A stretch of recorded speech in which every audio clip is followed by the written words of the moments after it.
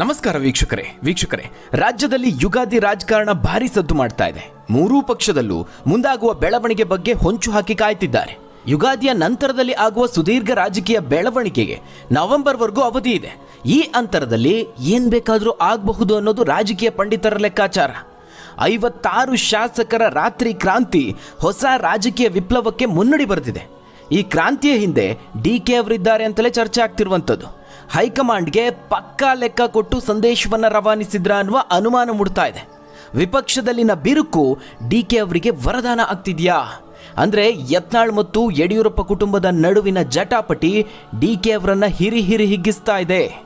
ಮತ್ತೊಂದು ಕಡೆ ಮತ್ತೊಮ್ಮೆ ಸಿದ್ದು ಜೊತೆಗೆ ಕುಮಾರಸ್ವಾಮಿ ಅವರು ಕೈ ಜೋಡಿಸ್ತಾರ ಅನ್ನುವ ಹೊಸದೊಂದು ಚರ್ಚೆ ರಾಜಕೀಯ ವಲಯದಲ್ಲಿ ಗುಲ್ಲೆಬ್ಬಿಸ್ತಾ ಇದೆ. ಇದೆಲ್ಲದಕ್ಕೂ ಕಾರಣ ಆಗಿರೋದು ಯುಗಾದಿ ರಾಜಕಾರಣ. ಮೂರೂ ಪಕ್ಷದ ಹಲವು ಪ್ರಮುಖ ನಾಯಕರು ಈಗ ಮ್ಯಾಜಿಕ್ ನಂಬರ್ ಮೇಲೆ ಕಣ್ಣಿಟ್ಟಿದ್ದಾರೆ. ಸಮಯಕ್ಕಾಗಿ ಹೊಂಚು ಹಾಕ್ತಿದ್ದಾರೆ. ಹಾಗಾದ್ರೆ ರಾತ್ರಿ ಕ್ರಾಂತಿಯ ಹೊಡೆತಕ್ಕೆ ಕಂಗಾಲಾದ್ರ ಕಾಂಗ್ರೆಸ್ನ ಪ್ರಮುಖ ನಾಯಕರು. ಸಿದ್ದು ಕೆಡವಲು ರಣತಂತ್ರ ಏನು? ಮುಂದಿನ ಚಕ್ರಾಧಿಪತ್ಯ ಡಿಕೆ ಅವರದ್ದೇನಾ? ಏನಿದು ಸಂಖ್ಯಾಬಲದ ಲೆಕ್ಕಾಚಾರ? ರಾಜ್ಯದ ನಂಬರ್ 113ರ ರಹಸ್ಯ ಏನು? ಲಿಂಗಾಯತ ಒಕ್ಕಲಿಗ ಒಂದಾಗುವ ಸಮಯ ಬಂದೇ ಬಿಡ್ತಾ? ಬಂಡಾಯದ ಮುನ್ಸೂಚನೆನಾ? ಏನಿದು ರಾಜ್ಯ ರಾಜಕೀಯದ ರಣರೋಚಕ ರಣತಂತ್ರ? ಆ ಎಲ್ಲದರ ಬಗ್ಗೆ ಒಂದು ವರದಿ ಇದೆ, ನೋಡೋಣ. ವೀಕ್ಷಕರು, ಇತ್ತೀಚೆಗೆ ಖಾಸಗಿ ಹೋಟೆಲ್ನಲ್ಲಿ ಒಂದು ಸಭೆಯನ್ನ ನಡೆಸಲಾಯಿತು. ಆದರೆ ಇದು ಒಂದು ಪಕ್ಷಕ್ಕೆ ಸೀಮಿತ ಆದಂತಹ ಸಭೆ ಅಲ್ಲ. ಕಾಂಗ್ರೆಸ್, ಬಿಜೆಪಿ, ಜೆಡಿಎಸ್ ಎನ್ನದೇ ಮೂರೂ ಪಕ್ಷದ ಶಾಸಕರು, ಹಲವು ಮುಖಂಡರುಗಳು ಸೇರಿ ಒಟ್ಟು 56 ಮಂದಿ ಸಭೆಯಲ್ಲಿ ಭಾಗವಹಿಸಿದ್ರು. ಈ ಸಭೆನೇ ಈಗ ರಾಜ್ಯ ರಾಜಕಾರಣದ ವಿಚಾರವನ್ನ ಮತ್ತೊಂದು ಆಯಾಮದಲ್ಲಿ ಚರ್ಚೆ ಆಗೋ ಹಾಗೆ ಮಾಡಿದೆ. ಮೇಲ್ನೋಟಕ್ಕೆ ನೋಡಿದ್ರೆ ಒಂದು ಯೂಶುವಲ್ ಡಿನ್ನರ್ ಪಾರ್ಟಿ ಅನ್ನೋ ರೀತಿ ಕಾಣುತ್ತೆ. ಆದರೆ ಅಲ್ಲಿ ಪ್ರಮುಖವಾಗಿ ಇದ್ದಿದ್ದು ಲಿಂಗಾಯತ ಒಕ್ಕಲಿಗ ಸಮುದಾಯದ ಶಾಸಕರುಗಳು, ಮುಖಂಡರುಗಳು. ಮುಖ್ಯಮಂತ್ರಿ ಸಿದ್ದರಾಮಯ್ಯ ಅವರ ವಿರುದ್ಧ ರಾಜ್ಯದ 2 ಪ್ರಬಲ ಸಮುದಾಯಗಳು ರಾಜಕೀಯವಾಗಿ ಒಟ್ಟಾಗ್ತಿರೋದ್ರ ಮುನ್ಸೂಚನೆ ಇದು ಅಂತ ಹೇಳಲಾಗ್ತಾ ಇದೆ. ಹಾಗಾದ್ರೆ ಇದರ ಹಿಂದಿನ ರಾಜಕೀಯ ತಂತ್ರ ಏನು? ಡಿಕೆ ಅವರಿಗೆ ಯಾವೆಲ್ಲ ಸಾಧ್ಯತೆಗಳಿದೆ? ಉಳಿದವರ ನಿರೀಕ್ಷೆ ಏನು ಇದರಲ್ಲಿ? ಅಷ್ಟಕ್ಕೂ ಈ ವಿಚಾರ ಇಷ್ಟೊಂದು ಕಿಚ್ಚೆಬ್ಬಿಸೋದಕ್ಕೆ ಕಾರಣ ಅಂದರೆ ಮತ್ತದೇ ಅಧಿಕಾರ ಹಂಚಿಕೆಯ ಒಪ್ಪಂದ. ಅದನ್ನು ಜಾರಿಗೊಳಿಸಲೇಬೇಕು ಅಂತ ಡಿ ಕೆ ಶಿವಕುಮಾರ್ ಅವರ ಬಣದ ನಾಯಕರುಗಳು ಹೈಕಮಾಂಡ್ ಮೇಲೆ ಒಂದು ಪ್ರಬಲವಾದಂತಹ ಒತ್ತಡವನ್ನು ಹೇರುತ್ತಿದ್ದಾರೆ. ಈ ಒಪ್ಪಂದ ಆಗಿರೋದು ನಿಜ ಅನ್ನೋದು ದಿನೇ ದಿನೇ ಹೆಚ್ಚು ಸ್ಪಷ್ಟವಾಗ್ತಾ ಇದೆ. ಅದರ ಮೊದಲ ಸುಳಿವೆ ಇತ್ತೀಚೆಗೆ ಹೈಕಮಾಂಡ್ ತೆಗೆದುಕೊಂಡಂತಹ ನಿರ್ಧಾರಗಳು. ಸಿದ್ದು ಬಣದಿಂದ ಎಷ್ಟೇ ಒತ್ತಡ ಕೇಳಿ ಬಂದರೂ ಕೆಪಿಸಿಸಿ ಅಧ್ಯಕ್ಷರ ಬದಲಾವಣೆ ಮಾಡದೇ ಇರೋದಕ್ಕೆ ನಿರ್ಧರಿಸಿದ್ದಾರೆ. ಅಧ್ಯಕ್ಷರ ವಿಚಾರದಲ್ಲಿ ಹೈಕಮಾಂಡ್ ಯಾವುದೇ ನಾಯಕರ ಒತ್ತಡಕ್ಕೆ ಮಣಿದಿಲ್ಲ. ಇನ್ನು ಮತ್ತೊಂದು ಸುಳಿವು ಅಂತ ಹೇಳಿದ್ರೆ ಖರ್ಗೆ ಅವರು ಡಿಕೆ ಅವರಿಗೆ ಸೂಚಿಸಿರುವಂತಹ ವಿಚಾರಗಳು. ಹೈಕಮಾಂಡ್ ಕಟ್ಟಪ್ಪಣೆ ಮಾಡಿದ್ರೂ ಕುರ್ಚಿ ಫೈಟ್ ಬಗ್ಗೆ ಪದೇ ಸಿದ್ದು ಬೆಂಬಲಿಗ ಸಚಿವರು ಧ್ವನಿ ಎತ್ತುತ್ತಾ ಇದ್ದಾರೆ. ಇದು ಸಹಜವಾಗಿ ಡಿಕೆ ಅವರಿಗೆ ಕಿರಿಕಿರಿ ಉಂಟು ಮಾಡ್ತಾ ಇದೆ. ತಾನು ಸೈಲೆಂಟ್ ಆಗಿದ್ರೂ ಪದೇ ತಮ್ಮ ವಿರುದ್ಧವಾಗಿ ಹೇಳಿಕೆ ಕೊಡ್ತಿರೋದು ಮಾತ್ರ ಅಲ್ಲ, ಪಕ್ಷಕ್ಕೂ ಮುಜುಗರವನ್ನು ತರ್ತಿರೋದು ಡಿಕೆ ಅವರನ್ನು ಕೆರಳಿಸ್ತಾ ಇದೆ. ಹೀಗಾಗಿನೇ ಖರ್ಗೆ ಅವರು ಮತ್ತೊಮ್ಮೆ ಎಚ್ಚರಿಕೆ ಕೊಟ್ಟರು. ಜೊತೆಗೆ ಡಿಕೆ ಅವರಿಗೂ ಒಂದಷ್ಟು ವಿಚಾರವನ್ನು ಸೂಚಿಸಿದ್ರು.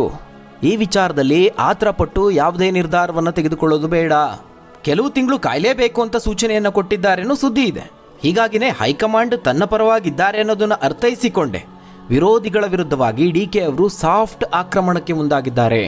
ಇತ್ತೀಚೆಗೆ ಅವರು ಎಲ್ಲೂ ಬಹಿರಂಗವಾಗಿ ಟಾಂಗ್ ಕೊಡುವಂತಹ ಪ್ರಯತ್ನಗಳು ಮಾಡ್ತಾ ಇಲ್ಲ. ಇಲ್ಲಿ ಹೈಕಮಾಂಡ್ಗೆ ಡಿಕೆ ಅವರಿಗೆ ಪಕ್ಷದಲ್ಲಿ ಶಾಸಕರ ಬೆಂಬಲ ಇಲ್ಲ ಅನ್ನೋದು ಗೊತ್ತು. ಆದರೆ ಅವರು ಪಕ್ಷ ಸಂಘಟನೆಗೆ ಹಾಕಿದಂತಹ ಶ್ರಮವನ್ನು ನಿರ್ಲಕ್ಷ್ಯ ಮಾಡೋದಕ್ಕೆ ಇಷ್ಟ ಇಲ್ಲ. ಅದಕ್ಕೂ ಮಿಗಿಲಾಗಿ ಕಷ್ಟದ ಪರಿಸ್ಥಿತಿಯಲ್ಲಿರುವಂತಹ ಪಕ್ಷಕ್ಕೆ ಡಿಕೆ ಅವರು ಅನಿವಾರ್ಯ. ಇದು ಮಾತ್ರ ಅಲ್ಲ, ರಾಜ್ಯದಲ್ಲಿ ನಿಧಾನವಾಗಿ ಅವರು ಒಕ್ಕಲಿಗ ಸಮುದಾಯದ ಪ್ರಶ್ನಾತೀತ ನಾಯಕರಾಗುವಂಥ ಒಂದೊಂದೇ ಮೆಟ್ಟಿಲುಗಳನ್ನು ಹತ್ತುತ್ತಾ ಇದ್ದಾರೆ.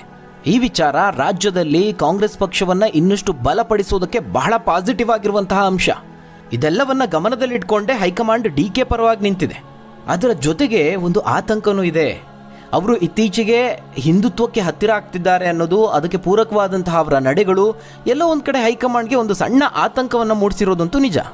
ಡಿ ಕೆ ಶಿವಕುಮಾರ್ ಅವರ ನಡೆಯನ್ನು ಗಮನಿಸಿದ್ರೆ, ತಮ್ಮನ್ನು ನಿರ್ಲಕ್ಷ್ಯ ಮಾಡಿದ್ರೆ ಮುಂದೆ ತಾನು ರಾಜಕೀಯವಾಗಿ ಯಾವುದೇ ತೀರ್ಮಾನಗಳನ್ನು ಕೈಗೊಳ್ಳುವಂತಹ ಸಂದರ್ಭ ಬರಬಹುದು ಅನ್ನುವ ಸಂದೇಶವನ್ನು ಹೈಕಮಾಂಡ್ಗೆ ನೀಡುವಂತಹ ತಂತ್ರ ಇದು ಅಂತ ಗೊತ್ತಾಗುತ್ತೆ. ಈ ತಂತ್ರಗಳ ಮುಂದಿನ ಭಾಗವಾಗಿಯೇ ನಿರಂತರವಾಗಿ ತನ್ನ ರಾಜಕೀಯ ಶಕ್ತಿ ಸಾಮರ್ಥ್ಯವನ್ನು ಸಾಬೀತುಪಡಿಸುತ್ತಲೇ ಮುಂದೆ ಹೋಗ್ತಿದ್ದಾರೆ. ಸದ್ಯ ಅವರು ಕೆಪಿಸಿಸಿ ಅಧ್ಯಕ್ಷರಾಗಿ 5 ವರ್ಷವನ್ನು ಪೂರೈಸಿದ್ದಾರೆ. ಇದನ್ನೇ ನೆಪವಾಗಿಟ್ಕೊಂಡು ಯುಗಾದಿ ನಂತರ ಕಾರ್ಯಕರ್ತರ, ಮುಖಂಡರ ಬೃಹತ್ ಸಮಾವೇಶ ಮಾಡೋದಕ್ಕೆ ಮುಂದಾಗ್ತಾ ಇದ್ದಾರೆ. ಈ ಸಮಾವೇಶದ ಮೂಲಕ ಒಂದು ಕಲ್ಲಲ್ಲಿ 3 ಹಕ್ಕಿ ಹೊಡೆಯೋದಕ್ಕೆ ಮುಂದಾಗ್ತಾ ಇದ್ದಾರೆ. ಒಂದು, ಹೈಕಮಾಂಡ್ಗೆ ತನ್ನ ಶಕ್ತಿ ಸಾಮರ್ಥ್ಯದ ಬಗ್ಗೆ ಸಂದೇಶವನ್ನು ರವಾನಿಸೋದು. ಎರಡನೇದು ಪ್ರಮುಖವಾಗಿ ಸಿದ್ದರಾಮಯ್ಯ ಅಂಡ್ ಬಣಕ್ಕೆ ಪೈಪೋಟಿಯನ್ನು ಕೊಡೋದು. ಅದೇ ರೀತಿ ಮೂರನೇದಾಗಿ ಮುಂಬರುವ ಸ್ಥಳೀಯ ಸಂಸ್ಥೆಗಳ ಚುನಾವಣೆಗೆ ಪಕ್ಷವನ್ನು ಸಜ್ಜುಗೊಳಿಸೋದು. ಸ್ಥಳೀಯ ಸಂಸ್ಥೆಗಳ ಚುನಾವಣೆಯಲ್ಲಿ ಒಂದು ವೇಳೆ ಉತ್ತಮ ಫಲಿತಾಂಶ ಬಂದರೆ ಅದರ ಕ್ರೆಡಿಟನ್ನು ಪಡೆದುಕೊಳ್ಳೋದು ಡಿ.ಕೆ. ಅವರ ಪ್ಲಾನ್.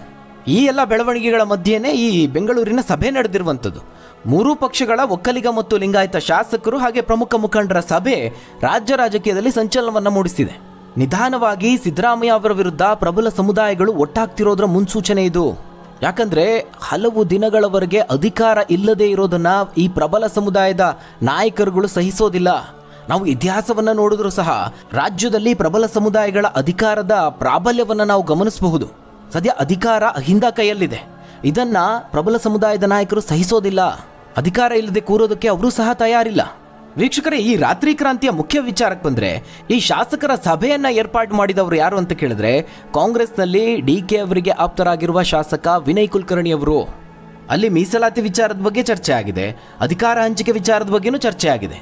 ಅದರಲ್ಲೂ ಪ್ರಮುಖವಾಗಿ ಯಾವ ರೀತಿ ರಾಜಕೀಯ ಪಕ್ಷಗಳು ಈ ಪ್ರಬಲ ಸಮುದಾಯಗಳನ್ನು ಕೇವಲ ಬಳಸ್ಕೊಂಡು ಕೈ ಬಿಡ್ತಿರೋ ವಿಷಯದ ಬಗ್ಗೆ ಚರ್ಚೆ ಆಗಿದೆ. ಅಂದರೆ ಸರ್ಕಾರ ಬರೀ ಅಹಿಂದ ಜಪವನ್ನೇ ಮಾಡ್ತಾ ಮುಂದುವರೆದ್ರೆ ಭವಿಷ್ಯದಲ್ಲಿ ಪ್ರಬಲ ಸಮುದಾಯಗಳು ಕಾಂಗ್ರೆಸ್ ವಿರುದ್ಧವಾಗಿ ತಿರುಗಿ ಬೀಳಬಹುದು ಅನ್ನೋ ಸಂದೇಶವನ್ನು ಹೈಕಮಾಂಡ್ಗೆ ರವಾನಿಸಿರುವಂಥದ್ದು. ಈ ಎಲ್ಲದರ ಒಟ್ಟಾರೆ ಸಾರಾಂಶ ಏನಪ್ಪ ಅಂತ ಹೇಳಿದ್ರೆ 2028ಕ್ಕೂ ಡಿ.ಕೆ. ಅವರ ಬಳಿ ಪ್ಲಾನ್ ಇದೆ. ಎಷ್ಟರ ಮಟ್ಟಿಗೆ ಅಂತ ಹೇಳಿದ್ರೆ ಹಿಂದುತ್ವದ ಸಿದ್ಧಾಂತಕ್ಕೆ ಹತ್ತಿರವಾಗುವ ಮೂಲಕ ಡಿ.ಕೆ. ಅವರು ಪ್ರಬಲ ಲಿಂಗಾಯತ ಸಮುದಾಯದ ಗಮನವನ್ನು ಸೆಳೆದಿದ್ದಾರೆ. ಲಿಂಗಾಯತ ಸಮುದಾಯದವರು ಸಹ ಒಂದಷ್ಟು ಕುತೂಹಲದಿಂದ ಈ ಬೆಳವಣಿಗೆಗಳನ್ನು ನೋಡುವಂತಾಗಿದೆ. ಇದೇ ಸನ್ನಿವೇಶವನ್ನು ಬಳಸಿಕೊಂಡು ಎರಡು ಪ್ರಬಲ ಸಮುದಾಯಗಳೇನಾದರೂ ಒಟ್ಟಾದರೆ ಮುಂದಿನ ದಿನಗಳಲ್ಲಿ ಅಧಿಕಾರ ಪಡೆಯಬಹುದು, ಈ ಸಂದೇಶವನ್ನು ರವಾನಿಸುವ ಪ್ರಯತ್ನಕ್ಕೆ ಕೈ ಹಾಕಿದ್ದಾರೆ. ಅದಕ್ಕೆ ತಕ್ಕಂತೆ ಬಿಜೆಪಿಯ ಒಡಕು ಡಿ.ಕೆ. ಅವರಿಗೆ ವರದಾನ ಆಗ್ತಾ ಇದೆ.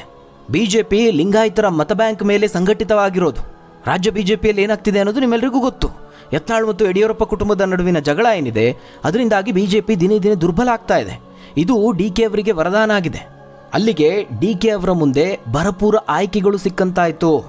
ಪಕ್ಷದಲ್ಲಿ ಅಧಿಕಾರ ಹಂಚಿಕೆ ವಿಚಾರದಲ್ಲಿ ಪಟ್ಟು ಹಿಡಿದ್ರು ಓಕೆ, ಇಲ್ಲ ನಾನು ಕಾಯ್ತೀನಿ ಅಂತ ಹೇಳಿ 2028ರವರೆಗೂ ಕಾದರೂ ಒಂದು ವೇಳೆ ಪಕ್ಷ ಬಹುಮತ ಪಡೆದು ಅಧಿಕಾರಕ್ಕೆ ಬಂದರೆ ಆ ಹೊತ್ತಿಗೆ ಡಿ.ಕೆ. ಅವರು ಪಕ್ಷದಲ್ಲಿ ಮೇಲುಗೈ ಸಾಧಿಸಿರ್ತಾರೆ.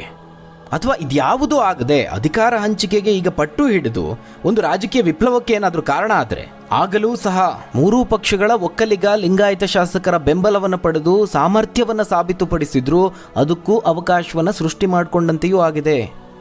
ಇನ್ನು ವೀಕ್ಷಕರೇ, ಇದೆಲ್ಲದರ ನಡುವೆ ಜೆಡಿಎಸ್ ಕಡೆಯಿಂದ ಒಂದು ಅಚ್ಚರಿಯ ಸುದ್ದಿ ಹೊರಬಿದ್ದಿದೆ.